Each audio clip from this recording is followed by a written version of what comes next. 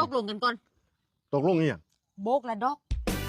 โบกแล้วดอก5 แนว 2 โบกก็2 ดอก 3 โบกก็ 3 ดอก เบิร์ดนี่ก็สิบ่10 โบกคุณบอก 10 ดอก ไอ้ตายละ หรือว่าเจ้าสิเอาโบกเดียวก็ได้ โบกเดียวบ่พ่อคอย บ่ถึงค่อยคือกัน เอาจังสี่ไป เอาจังใดบ่ว่ามันสิจักโบกกะสร้างแล้วเจ้าค่อยไปนับเอา อันใดข่อยบ่ไหวข่อยเส้นไว้เส้นบ่ได้เด้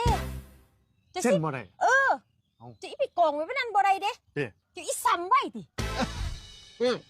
ย่านข่อยซ้ำบ่ไหวอ่ะ 5 แนว ไม่ข่อยก็สิค่อยๆซ้ำไปเรื่อยซ้ำไปเรื่อยให้มันครบละ บ่ได้ดอก เนี่ย2 โบกบ่ฮอดข่อยเด้ มันก็พอค่อยพอดี โบกเดียวก็บ่ถึงข่อย บ่พอค่อยคือกัน นี่มีแบบเหมาๆเลย จังซั่นเบิดนี้2 ดอกไป จริงๆแม่เบิดนี่2 ดอกนะ เออ แบบเหมา เมา โอเคตามนั้น แต่ว่าห้ามเส้นเด้ บ่เส้น2 ดอกนี่บ่เส้นเลย ที่สำคัญห้ามหลับพอ บ่มีรับ บ่มีหลับนะ บ่มีรับ โอเค โอเคเดี๋ยวจัด โอเค ให้ นะจัดให้นะ จัดให้ไป เดี๋ยวค่อยไปอาบน้ำเหรอ ไป โอเค